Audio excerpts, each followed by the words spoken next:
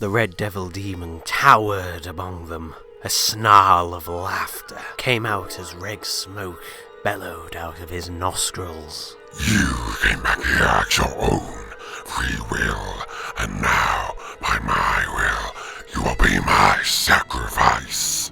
My time of power and reckoning is upon me, and it will be. Shaggy and Scooby didn't take a second to think about what that sentence was going to end with. They sprang to action and darted in whatever direction was away from the red devil demon, even if it meant going into the house. The surrounding area around the house had now been engulfed in the red, thick smoke. Meanwhile, Fred was desperately trying to put together a trap. He'd been thinking of several ones on the fly and decided to combine them, assembling ropes and pulley systems as quickly as he possibly could. Daphne, who recognised part of the traps, due to seeing Fred's scrapbook of them on long car journeys, immediately went to help him. Velma, with her inquisitive mind, quickly realised what the trap was and also immediately darted to help. Detective Foster, not knowing how to help, just stood at the doorway, raising his gun out into the hallway into the thick red mist that the house was slowly being engulfed in. Each of them was also still trying to cover their noses and mouths as much as they can, by either sticking their nose and mouths into their shirts, or if they had a handkerchief, wrapping it around their faces as much as possible. Fred could have really used his haircut right now. The smoke though did seem to reach its limit, and it started to dissipate a bit. Shaggy and Scooby, of course, at the same time had barted into the kitchen, managing to knock over every dish, plate, knife, pot, pan, as they both tripped over and collapsed out of Shaggy's shirt onto the floor. Their eyes then darted around the room looking for a place to hide. The oven? No. He could just switch it on and then burn them alive. The fridge? It may be cold, but at least there was food in there. The fridge it was.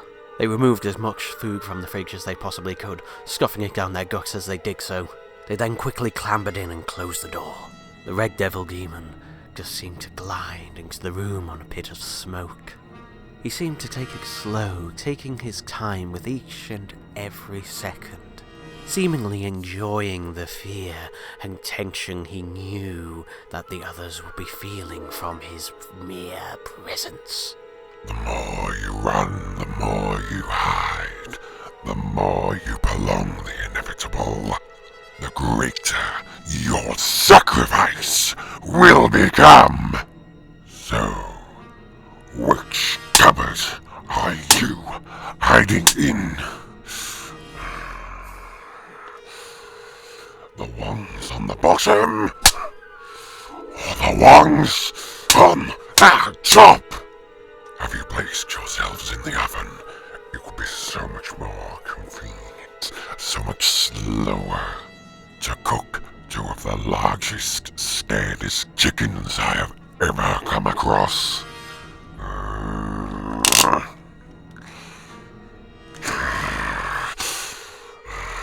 You're around here somewhere. Of course. Where else would you hide? Somewhere nice and cool, where you can chill and be relaxed. After all, before you're ready to cook the chickens, you must put them in the fridge! The red devil demon swung open the fridge, but nothing. It was completely empty. All in the shelves, complete nothing. The red devil demon then began squeezing pressure into the fridge door as much as he possibly could as his anger was starting to let out. Then he heard a slight goop as he was shaking the fridge door. He then stopped shaking it, remained more calm, and then slowly turned his head to the fridge door.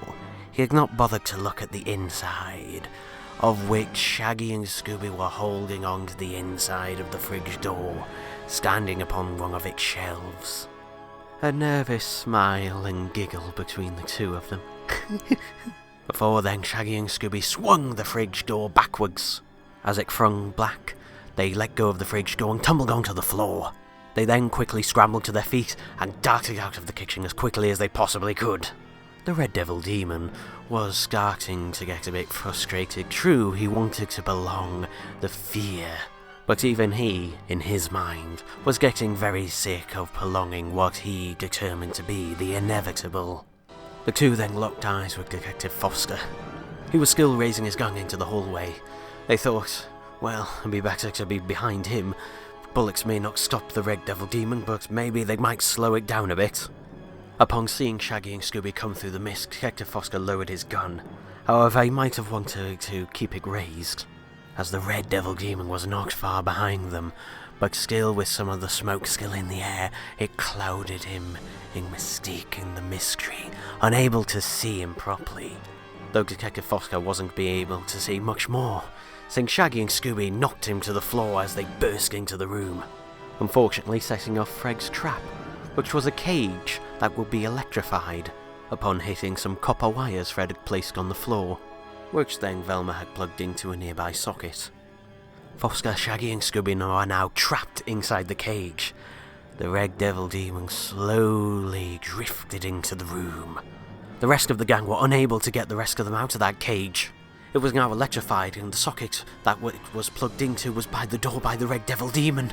Shaggy and Scooby, now terrified, were trying to remove the floorboards so they could dig their way out. They were banging and banging on the floorboards. They started to become loose, but their banging on the floorboards was wobbling the floorboards that the Red Devil Demon was standing on. It managed to trip up the Red Devil Demon. He flung forward, tripping over the electrical cable, which was then incidentally unpulled from the socket. The trip caused the Red Devil Demon to fall forward even more. He managed to bang his head off the cage and then fall in a heap onto the floor. Stay back. Stay back. Stay back. The gang slowly inched their ways forward to the Red Devil Demon, who had now collapsed on a heap on the floor. His voice had went from demonic to sounding much more normal, much more human than Red Devil Demon. The demon then tried to get itself back up, but Detective Foster slowly raised his gun back up at the Red Devil Demon. It then stopped trying to get up and just sat in the heap, realizing that the fear tactic was no longer working. So then, who is he? Detective Foster asked no one in particular. I think I might know, as Velma made her way over to the Red Devil Demon and removed its mask. Just as I thought, she exclaimed. The only body now not accounted for, because he wasn't a body after all. It seems Jimmy Wolf is our killer. Jimmy Wolf, in his Red Devil Demon costume, sat up slightly, smirked and finally explained. So, you think you got this all solved, do you? You think it's all nice and sweet and wrapped up in a bow, do you? But it's all too late now. It's too late for all of you. What do you mean? Asked Daphne. I worship the demon Rashta. I've became his servant, and he will give me all the power that I could ever wish for. I just needed to kill 10 sacrifices for him. And your friend was one of those? Fred exclaimed. He wasn't meant to be one of those. He just didn't understand things he could have shared in it. He could have shared in the bask of glory and power. But no, he was gonna go to the police, so I had to kill Dua. I had to kill Dua. He'd shown by that point he was unworthy to serve anyway. It was easy enough to frame Mystery Incorporated. It bought me a lot more time. And also, a lot more sacrifices right on my doorstep. Really though, Coast to Coast with Daphne Blake is fascinating. A lot of people think those stories are fake, but I know that they're real. I knew you would walk right into my trap. I created my own Red Devil Demon costume to keep you occupied enough for the police to arrive. And then by putting Dua's body in your mystery machine, it was all complete. I just needed you away from here long enough, but I knew you would be back. And oh boy, did Shipton get a surprise when he saw that body. I think it was the first he'd ever seen. Unfortunately, she saw me trying to destroy a note.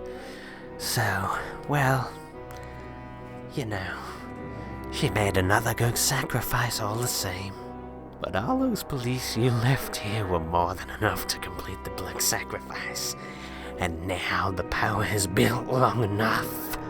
Now all I need are these. Jimmy Wolf reached into his pockets and took out vials of blood, 10 of them each from each of the victims, each perfect for his sacrifice. Now, all I need to do since power is built up is mix these together.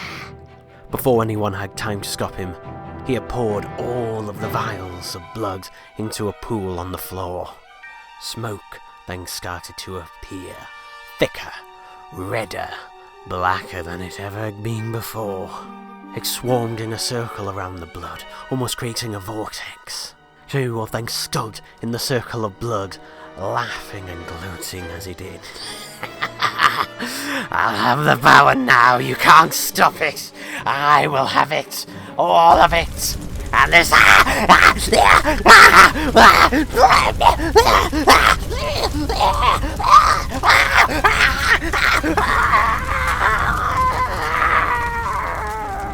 Wolf's body had burst into flames. He was burnt into a cinder into nothing within seconds. Then, through the smoke, a figure began to appear. It became more and more solid. It was larger. It was more fierce. It had all been true. The sacrifice, it had worked. The eyes glowed a deep yellowy red. The figure had now become fully solid. It was Rashka, the real Red Devil Demon.